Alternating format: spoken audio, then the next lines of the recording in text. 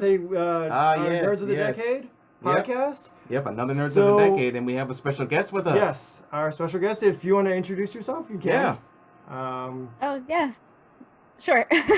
Okay. So my name is Shay. I'm a YouTuber, so I do have a YouTube channel where I talk about a lot of anime and manga topics, as well as going to other forms of like Asian media, like K-dramas, talk about K-pop pretty often. And yeah, I've been doing it for quite some time now, and I enjoy it. Awesome. Cool. Awesome. That's cool. Yeah, basically, of course, aside from us being Nerds of the Decade, we're also known as the Anime Blog. That is Aaron A. Goldman. Yeah, and then this is next to me is Dante Lewis, or so as we. Yeah, and we also have some sound effects.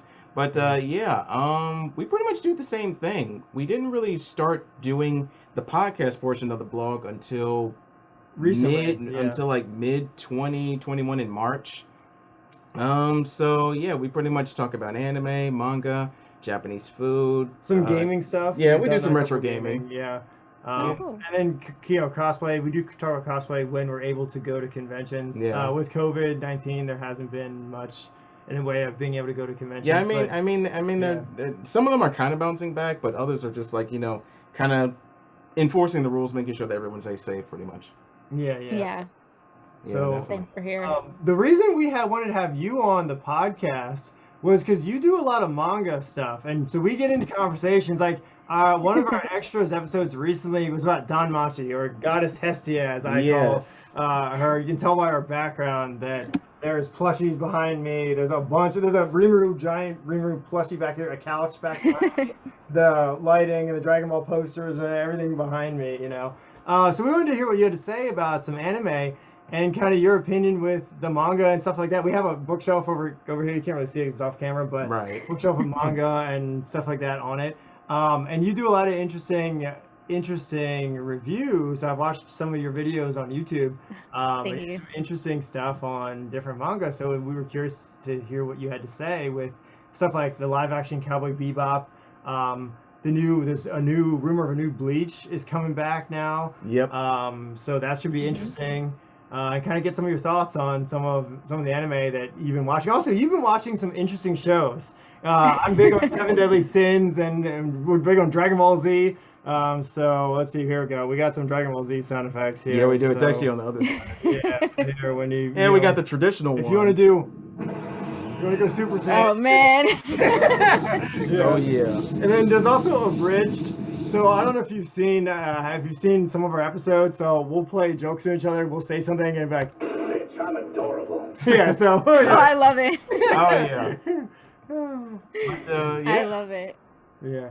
So that's kind of what we were going to talk to you about, is kind of get your opinion on. So like one of the big things I wanted to bring up that we haven't done yet was the Cowboy Bebop live action movie. And you did a video on this already currently. On the series. Yeah. Did you get a chance to watch it at all?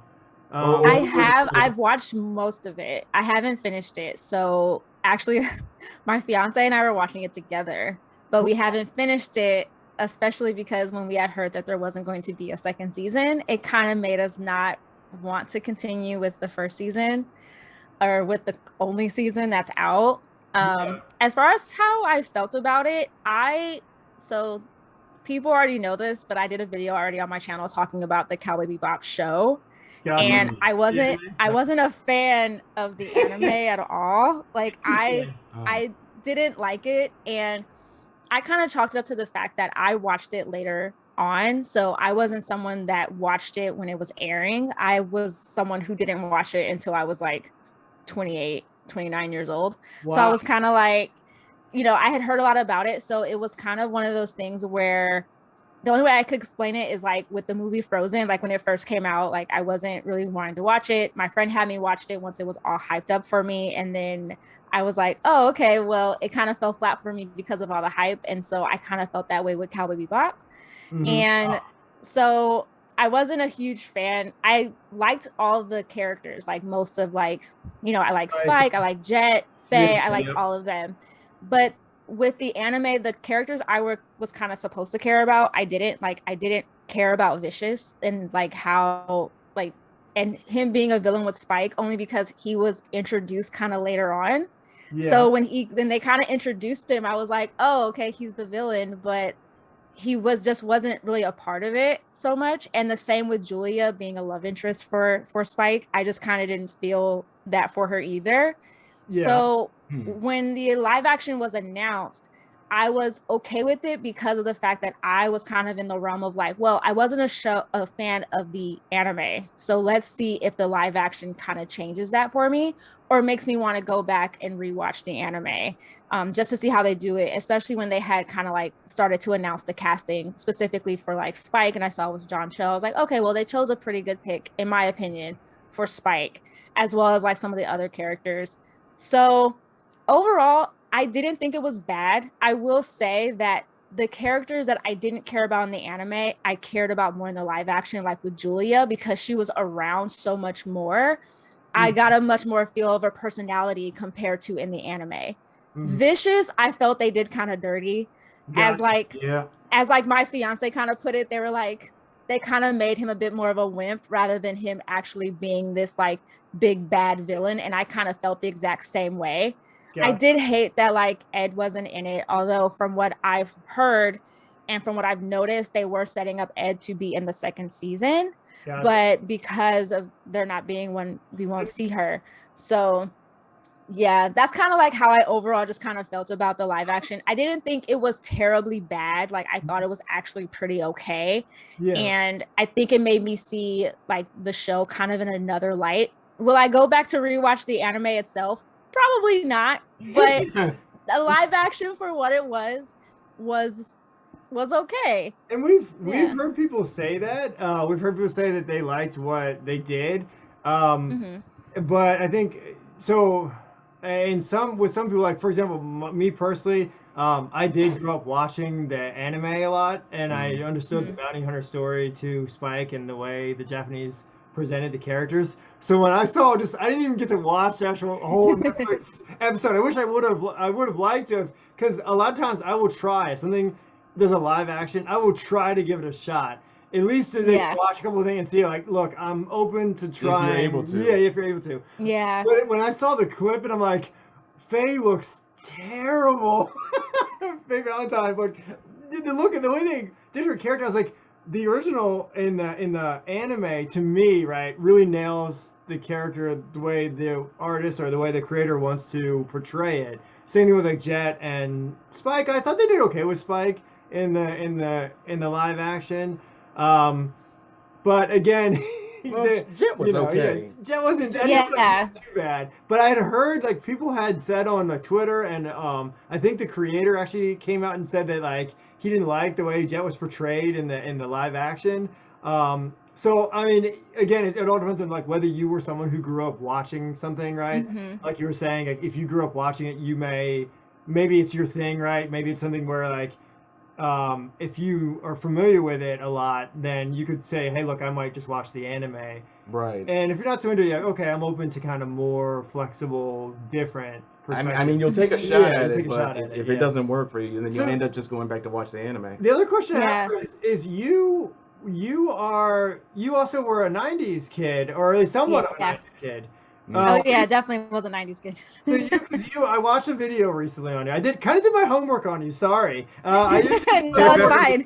It's a celebrity. Like we've had Josh Martin. Yeah, so we did our homework on Josh Martin when talking to him, so we knew what to ask him. And so with you talked about Toonami and watching stuff in the back in the day. So I'm sure you probably know about the old promos and stuff like that.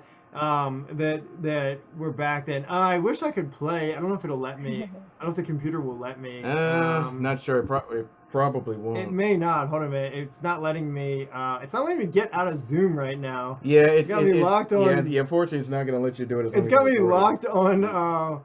It's got me locked on. If I put Toonami background up, which doesn't really work well because I fade out of the picture here. And we're fading out again. Yeah, it's got me locked on. Yep. Got me locked in Zoom, so it won't let me play anything. But someone posted all the original bumpers, right, and to Toonami on YouTube. So like the old, like I'm talking like way back, like all the way from Super Saturday to like up to. So like the second time. Yeah, the second time, and then even further back than wow. Saturday, like Moltar. Like you can find Moltar clips when Moltar was the host. So I've been watching since Tsunami got started when it first ever aired.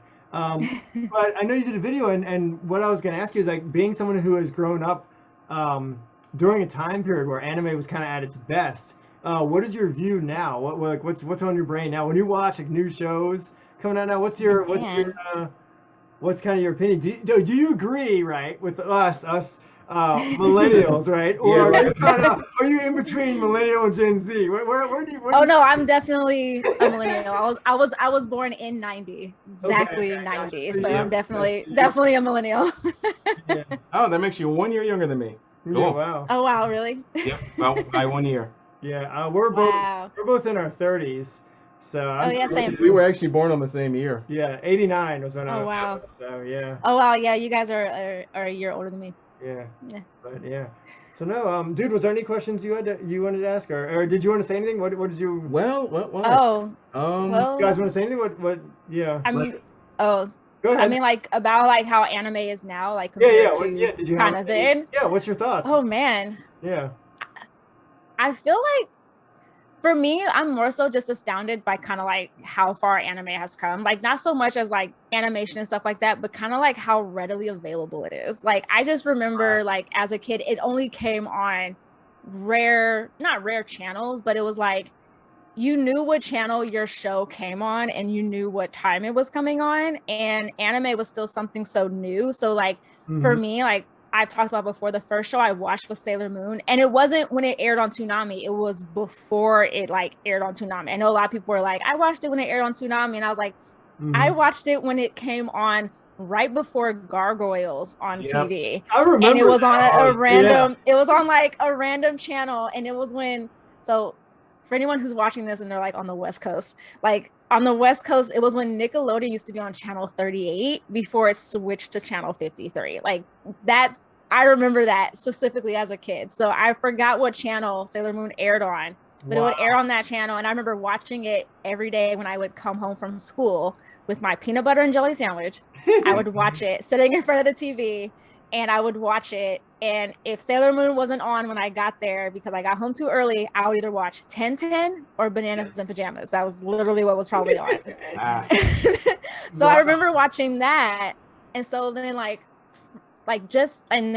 watching Dragon Ball Z with my brother and everything else like that. So for me, like with Toonami, I remember when Toonami came on in the afternoons, like not even Saturdays. It came on Monday through Friday from like 5 p.m. to like 7 p.m. Yeah. And that was when it would air. Like, I think the first show was like, Thundercats was the first show. Yeah. And then the next one was Dragon Ball Z. Then it was Yu Yu Hakusho and Rurouni Kenshin. And I remember I wanted to rewatch Dragon Ball Z because they were on the Frieza arc, and I just wanted to see Krillin get blown up so that I could see Goku go Super Saiyan.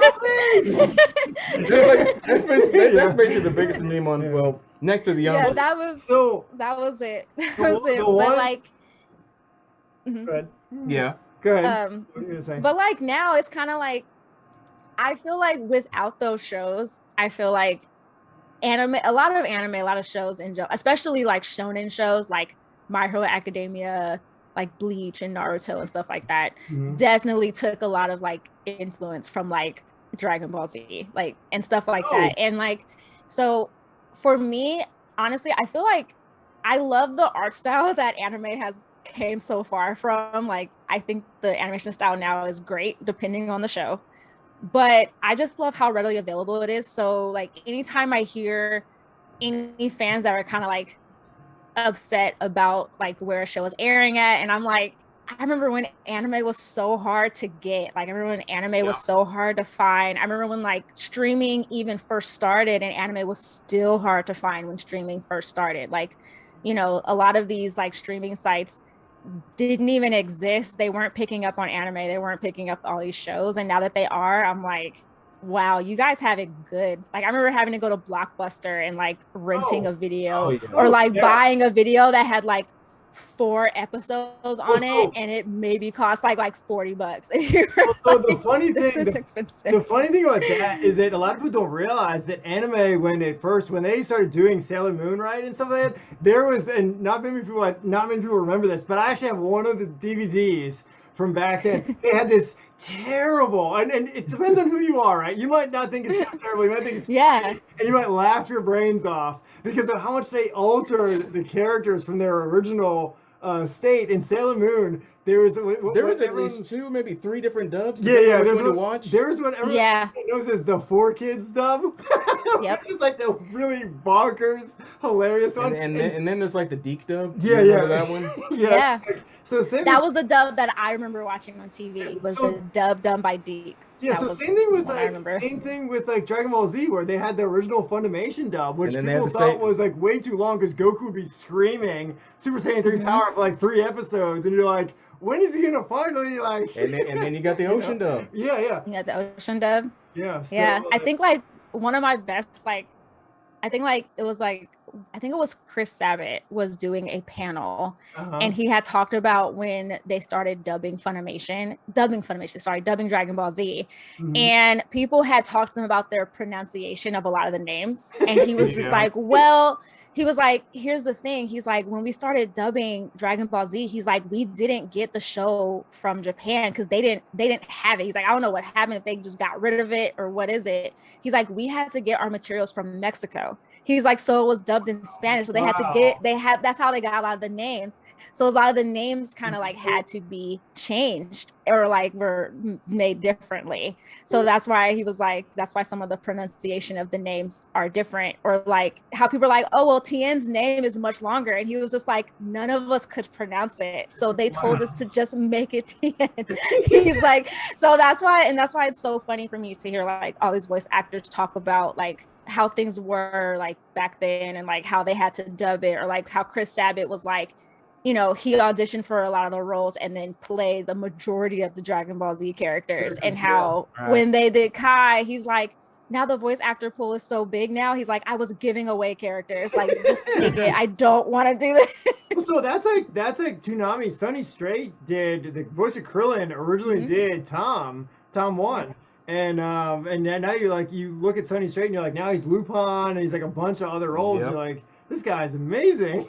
But no, So no. So my favorite thing, and we're huge Dragon Ball Z fans. My favorite thing from Dragon Ball Z, right, is that one. Yeah. Over 9,000. Yeah. 1,000. Yeah.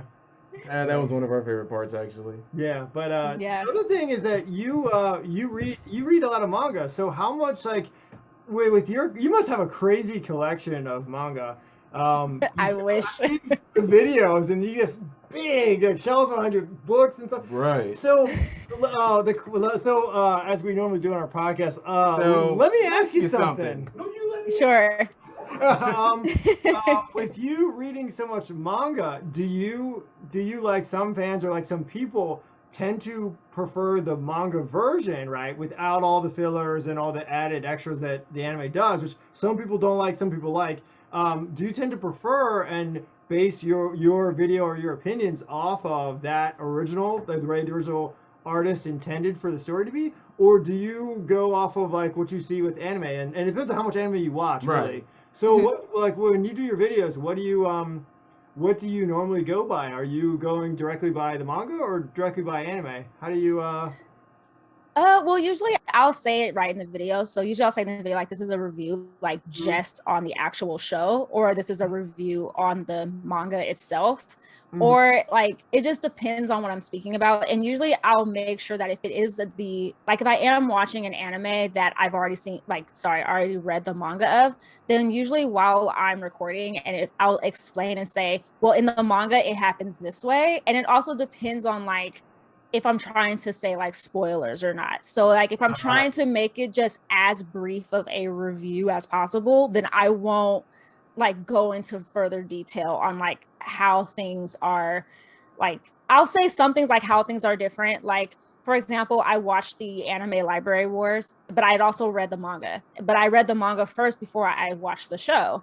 So I had went on in actually like a little small review, which I think I put up on like my TikTok or my Instagram. I put up a little mini review about it, and I just made sure to explain of like, hey, I like the anime. The anime is really good, but I do recommend reading the manga because it goes into a lot more detail regarding specific characters and some of their lines and some of their backstories compared to the show. So that's usually how I will like explain a review of an anime if I've read the manga counterpart. But generally, like if I'm watching a show if I'm watching an anime that's like based off of a manga and that anime has fillers, it honestly depends on the filler. So like I've watched some shows where the fillers are actually really good, but then I've watched some and the fillers are really bad, or I just get tired of the fillers. Like for example, like Naruto, I actually watched the Naruto anime first before I started reading the manga, but I started reading the manga. I started reading the manga because I got tired of the fillers, and I was just like, I'm done. I'm just gonna read the manga. And then and it's kind of the same way with me for Bleach as well. But with Bleach, there's some fillers that I liked, but there were some I hated. Like I hated the bound arc. The bound arc in the anime, I just didn't like it. It was too long. It was so weird. They gave Uryu a love interest. And I was like, I don't understand it. Like, what's with these vampires? Like, it was just so weird. So I didn't like it. And so I was like, well, it didn't make me stop watching the show. I was just kind of like, I just pushed through the episodes because I was just like, I just need to watch this. And then, like, skip. Okay, no. Exactly. But I also think that's kind of like, to be like kind of frank, like being as a kid that grew up in the 90s, like you honestly didn't realize that some episodes were even fillers. You just watched them. Well, like even like with Dragon Ball Z, like there was no guides that let you know like, oh, this is a filler episode. Whereas now, you know, kids look online and they're like, oh, from this episode, this episode's a filler. I can skip all this. But I'm like, we didn't have that. Like I remember AOL, right? And when the internet was young, right, in the 2000s, and I'm sitting there on the AOL like waiting on dial-up. I'm like, oh, it's so slow. No, you can't skip. You gotta watch it all the way through. You couldn't barely do anything online. So watching it on TV was like you said, your only option. You couldn't tell whether it was a filler or if it was straight from Japan. You had no idea. Yeah.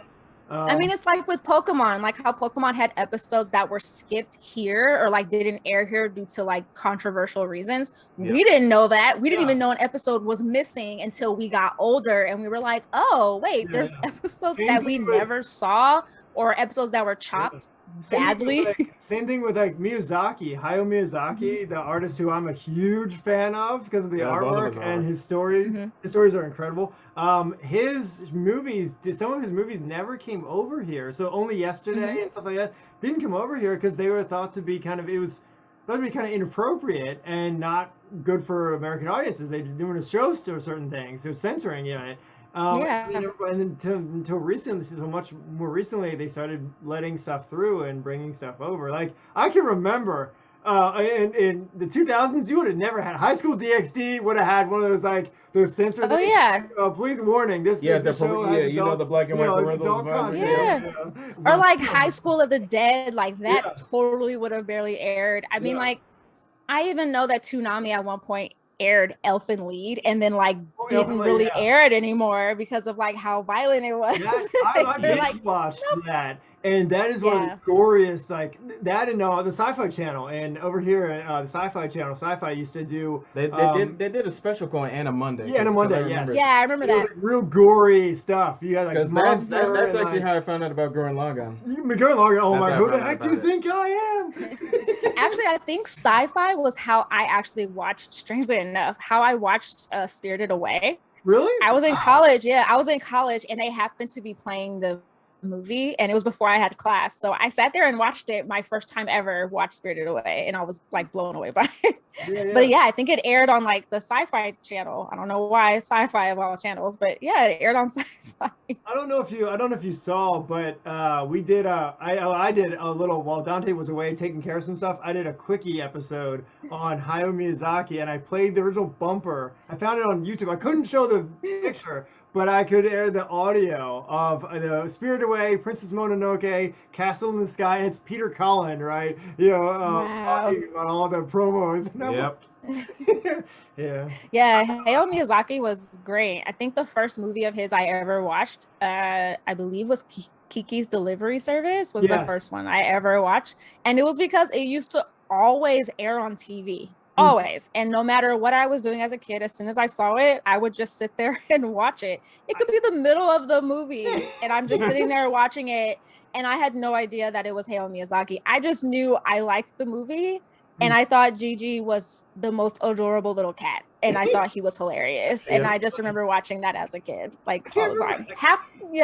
I can't remember what I watched first because I think it might have been, it was in art class in middle school. Because our art teacher introduced me to Naruto and also introduced us to Spirited Away through watching. That was my first one. Yeah, was through watching art. But I think also that aired on Toonami, and also I don't know whether it was Princess Mononoke or whether it was Kiki's Delivery Service or one of the other ones aired too. And I remember watching that, and I'm like, at the time I had no clue, but it's like I was like, this artwork is just to another level. Yeah, it's always just so different. Just. That's just what captivated me the first time I ever watched anime. It was so different when I watched. That was what hooked me on Dragon Ball Z, was that you never, up until DBZ, you never saw an anime where except for like Trigun and like Esker Ryed, which is that shocking first bullet! Yep. That's like the only thing where you saw those outrageous and ridiculous. Steve Bloom, if he ever sees this video, shout outs, we met him a couple times. We met him back at ZenkaiCon 2017.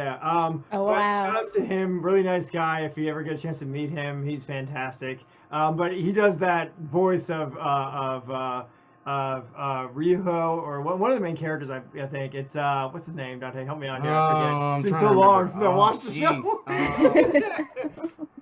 I think it might be Ryuho. Yeah, I think it is Ryuho, and the main character. Right. So yeah, if we're wrong, someone will correct us. Yeah. So no, we kind of pick your brain on anime because see someone else who is a 90s kid and you don't bump into many people who watch anime back in those times. Like I remember how small conventions used to be. You'd walk up, and conventions were tiny. You could walk through the convention, and you had the Dante over here is a big rave guy. So every time we go on a rave, right, he would be he'd be dancing or whatever. That would be me in a nutshell. Wow. See, I didn't go to like my first convention until like I was 22 when I went to my first convention. I was like, What year did you go? What year was that? What year did you go? It was 2013. I remember I know it was 2013 because I went as a college graduation present to myself.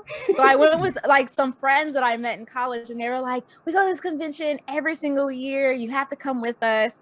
And I was like, sure. And it was my first time ever going. And of course, with me going, I spent an absorbent too much money on just merchandise. Wow. So I brought home, like, my suitcase was filled with plushies and like everything else, and I was so happy. I was so excited, and I just had the best time.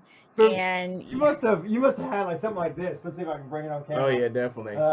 You must have you probably remember these too. And I don't know if you know the show, but you probably had like one of these. Oh yeah. Yep. Oh yes. I didn't buy the bag. I bought the Mokana plushie. So I bought that one, and I bought the black one. So I bought both. I still have them, but they're at my mom's house, so I don't have them with me. But I do have them still. But I bought so many plushies. I remember that was when I was just buying so many DVDs as well, and just so much stuff. I wish I could turn the camera because I can show you. Wait, I might be able to. Hold up. I might actually be able to show you. If I can show you if I can show you, I don't know if we can do this, but we probably won't be able to. I might be able to by adjusting the webcam a tiny bit to actually show you some of what is in here. So I don't know if you can see, move my finger. There's the display case. Okay? Oh wow! Buying crazy. The mic's in the way here. Yeah, there's buying crazy stuff. A lot of There is a lot of figures in there. Right now it's real lit up. Actually, you know what? I can dim the light actually, so you can get a better idea of what is in the display case. So I dim the orange Naruto lighting. and do like so much. Yeah, so you do a real white light because you can see it better in the white. There you go. Now I can kind of see the figure. So yeah, Dragon Ball Z. So many. Yeah, 7 Deadly Sins. Like there's just everything in there. And you know, I'm like the king of plushies right now. And the king of breaking stuff. It was a knockoff figure that we had that fell. Wow. But, I'm the king of plushies. You can see there's Miku behind me, there's Hestia, and then there's what's her name? Kermie. And then there's a big pillow back Hestia pig. You know, so yeah. Plushie nerd right here. Oh no, trust me, that's me too. I don't have as many plushies anymore. I used to have a whole bunch of them, but now they're like stashed away somewhere. I don't have a whole lot of figurines. Like my fiance and I both do have like pop figurines. So like fun fact on my bookshelf, yeah, I have pop figurines. Actually, let me see if I can like show you guys because you guys probably. I've seen a couple of them, but I never got big into them. I got big into the stuff. That is some of them. Oh wow. That's cool. I like the wall. Those are Keyblades. Yeah. So those Keyblades aren't mine. They're my fiance's. He likes Kingdom Hearts. Cool. Nice. I have a friend We're both Kingdom Hearts. So yeah. We're both nerds. So like he has all that. But we have so my bookshelf where I film a lot of my videos in front of and everyone sees the manga. It only takes up like maybe 2 shelves because the first shelf on the bottom has all my Harry Potter books and like the different volumes of Harry Potter that I own. And the next one above that has like 2 shelves of anime DVDs. And then the next 2 shelves are filled with pop figurines, like the ones that have the like, they're the Marvel ones that they came out with that are gold. So we have those ones. So like, I can't fit any more manga there because they're double stacked.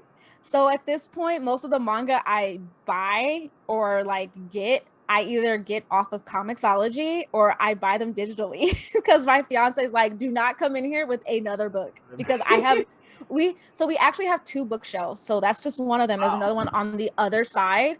And that one just has all of my like regular books, regular novels, because I love to read.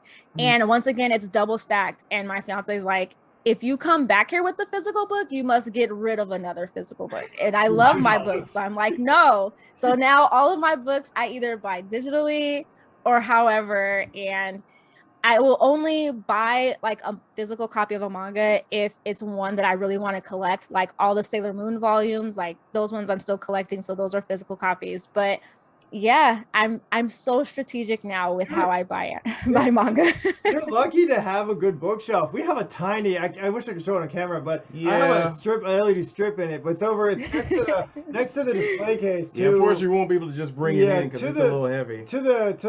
Well, if it's on camera, it's probably gonna be opposite. Instead of being on the left, it'll be on the right on camera. But no, actually, no, it should be on. Yeah, it'll be on the right on camera. Right. It's the opposite way of the room, but. Usually it's actually to my left, but or it's in front of us, and it's kind of to the left of the display case. But on your end, it's probably gonna be on the right. It's a tiny like bookshelf, probably about 5 feet tall, and it's filled to like top half is DVDs and Blu-rays. Then it's Naruto. And then the bottom half is just all manga. And then there's this manga, but because I started collecting Naruto late in the game, and I didn't get a chance to get all the manga. I just read it digitally eventually. Half of my bookshelf is Negima, Naruto, and then like some Rosario, but then the rest is like Sword Art and like Tsubasa Chronicles. Right. Wow. Yeah. Yeah. All of my anime DVDs are like in boxes. It's in one big box and it's like at my dad's house because I had so many anime DVDs where I was just like collecting so many of them. Like I bought all of Yu Yu Hakusho when they released all the seasons again through Funimation. So I had seasons 1 through 4. I bought all the like DBZ like box sets when Funimation re-released them as uncut. Like was that a disc or was that like the old like? Are you talking VHS tapes? Or are you talking No, they're DVDs. Oh, okay, gotcha. No, they're DVDs. So that's like the box sets. It's when Funimation released the Dragon Ball Z uncut, and they were in the orange box sets. Like I collected like all of them because I wanted them so much. And then I had like Great Teacher Onizuka. Wow. I bought Shin-Chan. I bought Oran High School Host Club. I bought Peach Girl. I bought Inuyasha. And a lot of them, like, I actually ended up finding at like used like CD shops because they would have used anime sections. And so like I would luck out and buy like the Inuyasha box set that would like at Best Buy run like $80 or $90, and I would buy it there for like $15 because someone decided to speaking of that, sell it. So. Let's show you something. I want to show you something. But no. Speaking of that, let me show you something. I want to show you something really cool. Let me grab it on screen so that I can get it on screen here. You'll have to excuse the big thing that's about to be moved into on camera. This is pretty much big old cardboard box. Iron Man right here. Oh my God, I love it. I'm a huge Marvel fan. Well, there's about three different cutouts. Well, he's got Captain America on the other side. Yeah, Captain America. Wow. Yeah, Captain America, Thor, and Iron Man. I have 3 cutouts. They're probably worth something now, I'm sure. Probably. So. But yeah, we watch all that stuff here. I have a couple of the Marvel films and movies. And we even got something that you might be familiar with. I'm a Robert Downey fan. I can say that with confidence. Yes, dear. As Downey would say. But yeah, so yeah, we actually remember collecting these a while back. When you were saying about when you were talking about finding stuff at a thrift store and like at cheap, I remember going to like Goodwill and I found a Gundam movie. It was Mobile Suit Gundam, and it was Endless Waltz. Yep. In a Goodwill for like $2, right? Again, I picked it up really nice. And this, I remember walking into a book place that was closing, and they had. I'd already collected. I'd saved every paper issue that I ever got. I saved it, and it's in a comic book box to this day. But this is back from 2003. This is when Naruto first hit in Shonen Jump. And like I remember this, like Mare. Oh, I see Rurouni Kenshin in there. Yeah, Rurouni Kenshin, the Prince of Tennis. I think Bobobo, was in here eventually, not in this one, but in one of them. But yeah. Wow. So speaking of finding lucky finds, like that's one of the things that like was a super huge. Yeah, I found like all those lucky finds honestly when I was like in college. So like for me, like I was into anime in like elementary school, definitely was into like Pokemon, hugely into that, not big into Digimon, but I watched the movie. But like, I knew of Yu-Gi-Oh! Because my cousins loved the card game, so I kind of watched the show. But then when I hit like maybe like middle school age, I kind of like dropped off the face of the earth when it came to like anime and stuff. Like I wasn't that into it as much anymore. But then when I hit about maybe like junior year of high school, I had around that time I was still kind of watching Inuyasha because Inuyasha would come on Toonami, but it would air at like 12:30, and I was the worst. I was the like 12:30 in the morning, so I was the worst high school student though, because like that's me. I would fall. Well, I was good in school, but like on Saturdays, like I couldn't stay up that late. I would fall asleep by like 11. So when I would wake up in the middle of the night, I would wake up to like something else being on TV and going, dang, I missed Inuyasha. It's now like 2:30 in the morning. Probably like Dragon Ball, because sometimes they play Dragon Ball like 5 o'clock and like the morning sun. Yeah, like it would be like either Outlaw Star that I would wake up to watching or being on TV, or it was either Outlaw Star, Fooly Cooly, or Cowboy Bebop that would be on, and I'd be like, what is this? But I'm going back to sleep. It's like 4 a.m. Oh my god. So Fooly Cooly. So yeah, so like, but then when I like hit probably about my senior year, I started back watching like anime again, but I was going back and rewatching a lot of the older shows I watched as a kid. So like I went and rewatched Sailor Moon, I rewatched Rurouni Kenshin, I rewatched Yu Yu Hakusho. How about like Road Warriors, stuff like that? Did you watch that one? That was on Toonami. No. Okay. No, I didn't watch that on Toonami. So like, yeah, those were what I went back and rewatched. And then when I hit college, I would say my first summer back from college after my freshman year was when I started watching a lot of other shows that I had like never seen before. So I watched Clannad. I watched Clannad After Story. I watched Lucky Star. I started watching like, all these shows that I had started like not really hearing about, but like I kind of like that entire summer just like binge watched just a whole bunch of shows, and I became super into anime again. So that was around the same time also I probably picked up manga too, because I didn't really used to read manga. I only watched anime. And then I was like, oh, I'll pick up a manga. And I picked up High School Debut. And I remember I took it home and my dad saw me like read these 2 volumes that I bought in like 30 minutes. And my dad was like, wow, that's it. Like, wow. I'm like, can I go get more? And my dad's like, no. We're already at home. And I was like, can we go back to the bookstore tomorrow? And he's like, that's funny. No. I kind of feel like you were the opposite of us, because I got into Digimon, not Pokemon. So I was the opposite. And then no. That was one of the first anime. I didn't even know I was watching anime, but I remember Power Rangers, Mighty Morphin, and Johnny and Bob. I remember Power Rangers too. I got into Pokemon. Oh, I remember watching Power Rangers before Johnny got on the show. Yeah, I did too. Yeah, that's when I started watching it. I was like 5, and I was super into like Power Rangers. I remember dressing up as the pink Power Ranger for Halloween that year. And I had the gloves that would talk. They had a button inside, and the button would talk and say like Mighty Morphin. So I had that. It would say that. And so I remember having that as a kid. But like for me, like Sailor Moon was the first show I ever watched out of the box. Like didn't know what anime was. It was Sailor Moon. And I remember I was just like, oh wow, like it's like a whole bunch of girls. And so that's why so many people even now talk about like how kind of like, you know, what was it, that Sailor Moon was kind of like the first show for a lot of people where it was just like the girls were fighting crime, and like there was a love interest, but he didn't like help them. Tuxedo Mask just stood there and just was like, you can do it, but you know, it was kind of that kind of thing. True. It was inspiring, Sailor Moon, for a lot of people. Yeah, it was very, I remember all of us girls in elementary school, like because all the Sailor Scouts had such distinct personalities, we could all be like, I'm that one, like, because I'm like her. And that was literally how it was. Yeah.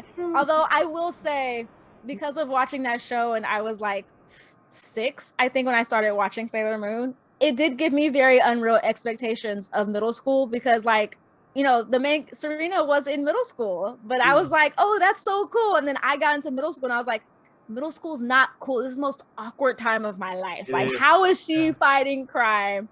And then, you know, when you get older and you watch Sailor Moon, you're like, that's also awkward that she's dating someone in college and she's like 14. True. Like, then you think about stuff and you're like, but now I feel like, okay, so the funny thing about that is when you watch characters now in anime, and sometimes I get the feeling like some characters are full of themselves. Yeah, if you walked up to a female character in an anime now, and you said some of them are a bit arrogant, and some of them, you said something they didn't like, they'd be like, whoop, not that one, wrong button. Wrong one. Sorry, that happens sometimes. They wouldn't say I smell cookies. They'd be like, bitch, I'm adorable. Yeah. Because you'd be like, whoa, I was just giving you a compliment. You know? Exactly. But things are now like so, you know, different now when it comes to like anime and like even manga now, because now you have webtoons now that people are creating, and those are becoming big now. Those are becoming not just like now like animated shows with like, what was it, I think it was Tower of God. Became I watched that anime. Very good anime. Yeah. But then now you have webtoons becoming like whole like Netflix shows. Like my fiance and I just finished All of Us Are Dead on Netflix, and I didn't know that was a webtoon. I was like, that's cool. A webtoon? Yeah, that's so good. So you also have big companies like Viz Media does a lot of digital stuff with Shonen Jump. Yeah. So you're getting it direct from Japan, which back in the day, I remember you used to wait a while to get a magazine. Yeah, you have to wait until the next. Oh wow, yeah.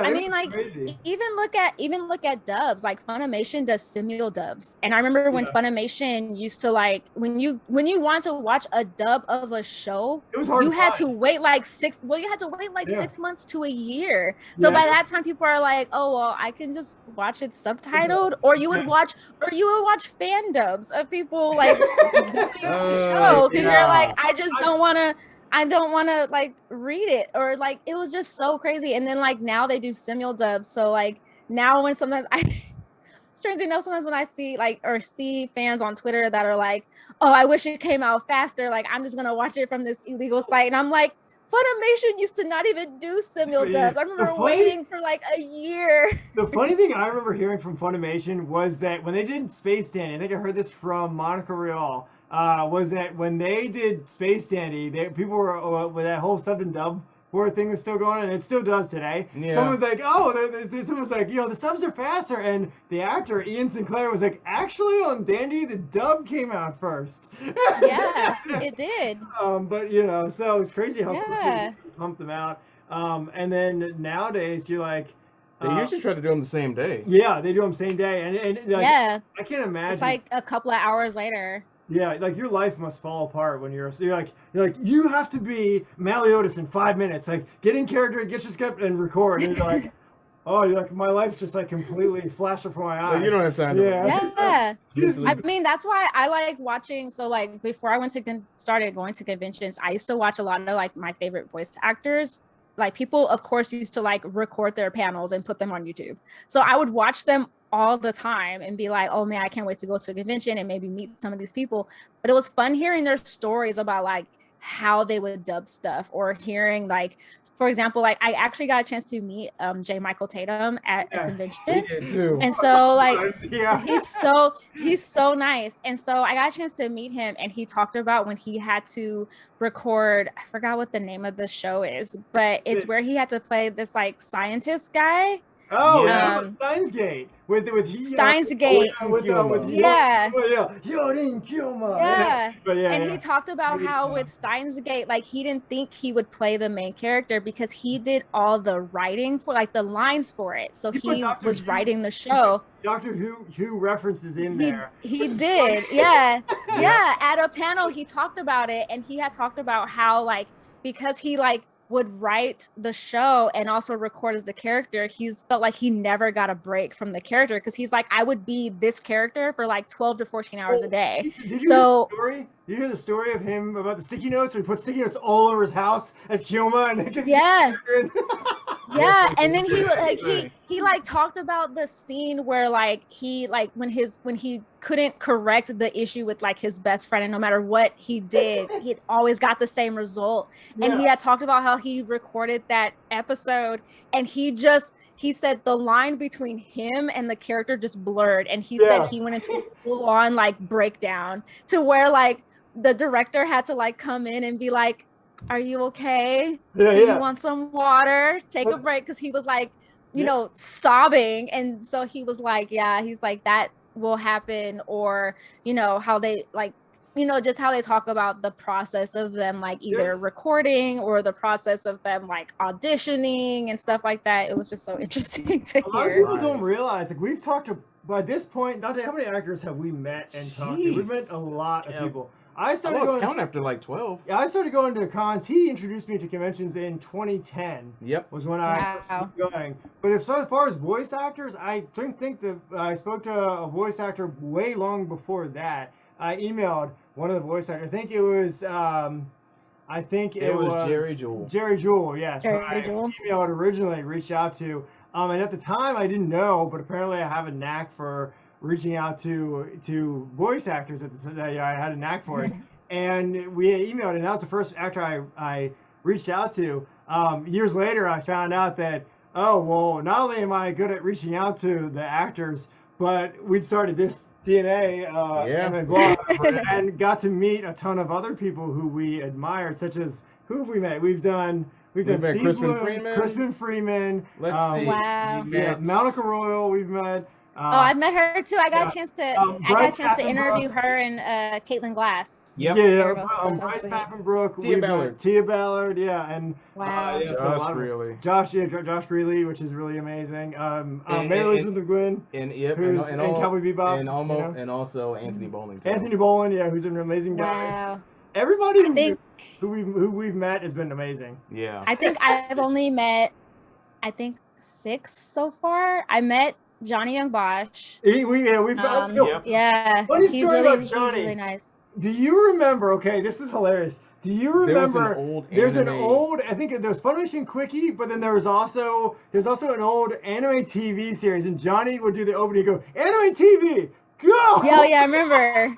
So the first time I met him, instead of asking him to do Power Rangers or the Bleach, the whole Bleach thing with Ichigo, and he that was the first thing you asked him. The first thing I asked him was, Johnny, I was like, I only have one request. I said, could you do one thing for me? Could you say anime TV? God, Johnny fell apart. He goes, out of all the things you want to ask me, why did you ask me the most embarrassing? He's like, I'll do it once. He's like, that's it. And I was like, all right.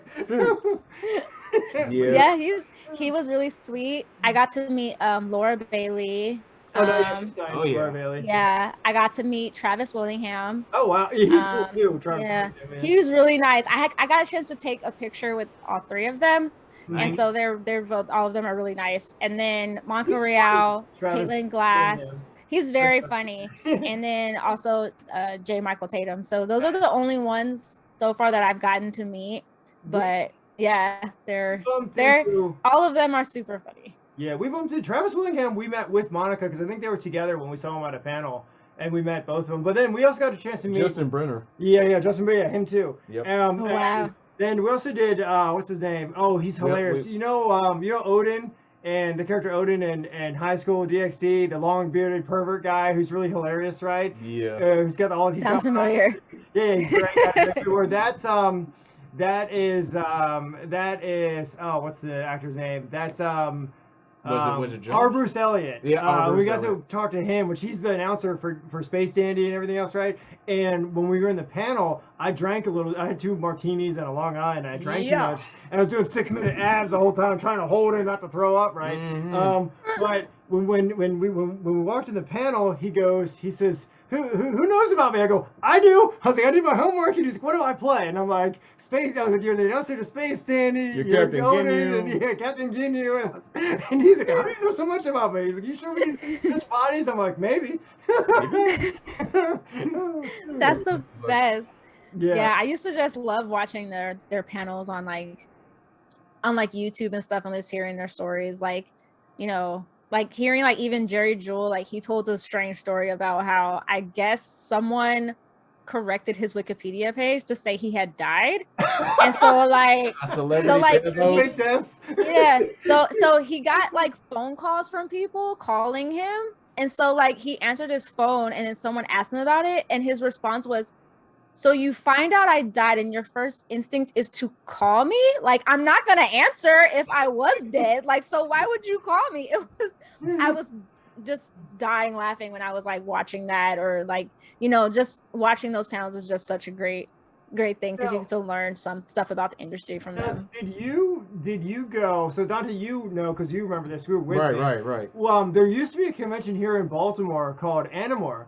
And they used to do Cards Against Humanity. It was an 18-up panel that you could go to, and it was funny because you could go behind the scenes with the actors. They would participate in the game, and they'd read stuff in funny voices. And I think it was Anthony Boland would do Kronk every time. But a lot of times during that 18-up panel, you'd play the game, but they would also tell you stories about pranks that actors have played on them in the booth, or just funny stories of pranking a friend. Oh, yes. Some story, I think it was Anthony told us, some sort about salami or bologna on a vehicle, where they put bologna all over someone's car, and it ruined the paint. And it was so funny.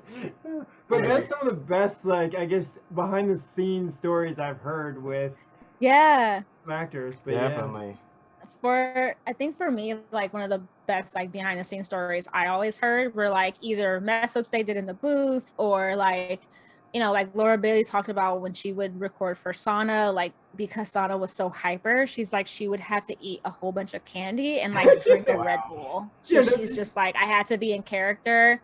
Or like how like J. Michael Tatum will talk about how he got into voice acting, which I think are the most funniest stories to hear them say, because they never are like, I'm going to be a voice actor. It's always like they just happen into it.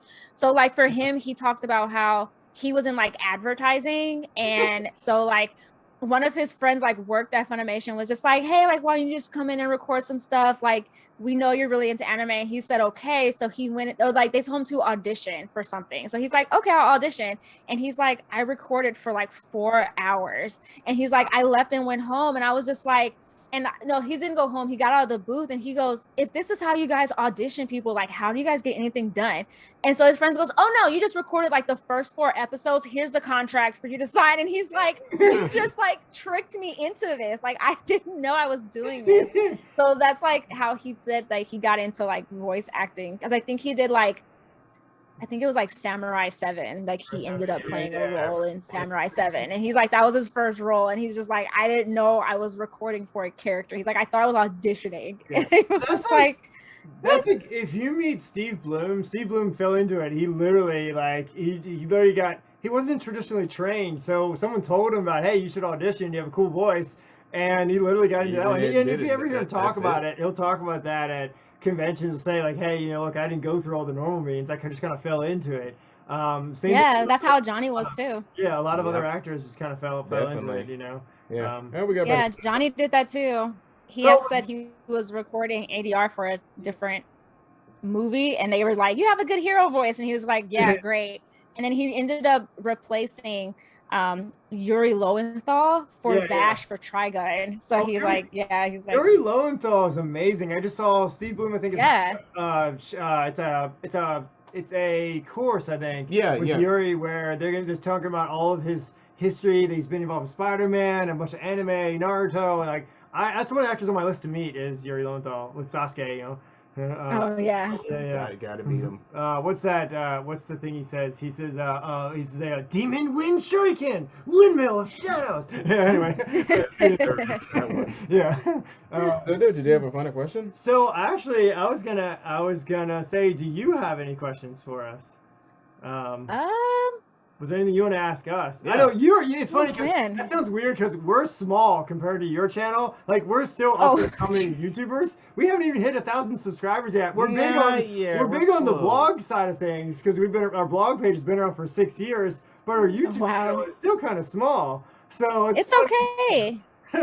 But yeah. By no means am I like a big YouTuber. I'm still small compared to like even a lot of other like anime compared to like a lot of other anime channels. I'm still relatively tiny. So like trust me, just keep going. You'll gain subscribers as you go along. You guys do great content, so like don't worry about it. One piece of advice I can give you: don't play the numbers game. Just make sure you're recording things that you enjoy, because if you keep playing the numbers game, you will burn yourself out. And if you feel yourself and if you feel yourself burning yourself out, like if you feel like watching anime or reading manga becomes a chore, like that's when you should take a step back and indulge in other hobbies that you are probably interested in, and then come back into it. I had to do that myself because I was like, I'm getting a little not burnt out. I was just like, I think our mistake is we jumped into it and we had so many good ideas and we acted upon that stuff, right? And then we started pumping episodes out thinking, if we just get things out quickly, right? People watching that and you're like, no, that's not how YouTube works.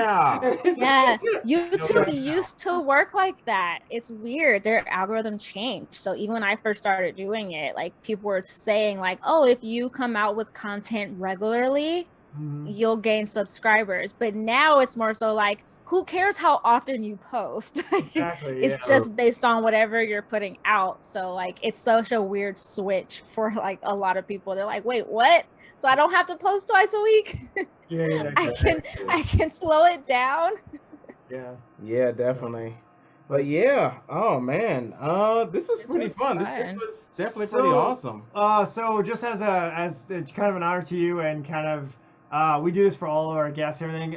Let everybody know where they can find you. Let everybody know kind of who you are and kind of where because we can give you shout outs. Drop in the socials. Let everyone know who you are and where they can find you, and go for it.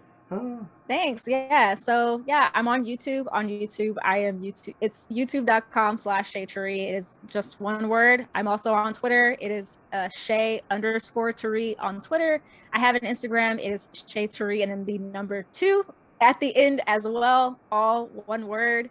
And then I'm also on TikTok as well. That's also Shay Taree. Follow me if you like. Check out my content if you like. And Definitely, and definitely. you guys already know who we are. If you don't by now, my name's A. Goldman or Aaron or Mr. Available as you call me. Of course. And of course, you already know me as Mr. Extra. Or DJ Lewis or Dante Lewis if you want to go by that. And we are the group known as, well, the podcast known as Nerds of the Decade, but also DNA Anime Blog and DNA Studios. Yeah, our YouTube channel. But we're happy to have you here, Shay. Yeah, definitely. Yeah, it's been fun. So kind of picking your brain about anime, talking about some past stuff, which is always fun. Yeah, so we hope we didn't keep you too long. Yeah. Oh no, you didn't. For me, it's like about to be 6:30, so you're good. I think it's more later for you guys on that side. It's almost about 9:30. 9:30, we're starving. Yeah, apparently. Trust me, I am too. Like, I literally got off of work and like grabbed everything that I needed. Yeah, but definitely. We want to before we let you go, we do want to let you know that you're invited to join us on Discord if you want to come hang out. Our Discord is open to anybody, content creators, actors, whoever wants to join. It's just a cool place to chill, hang out. Cosplay is welcome if people want to post cosplay. Just a place to chat if you want to chat to other creators or link up with other creators.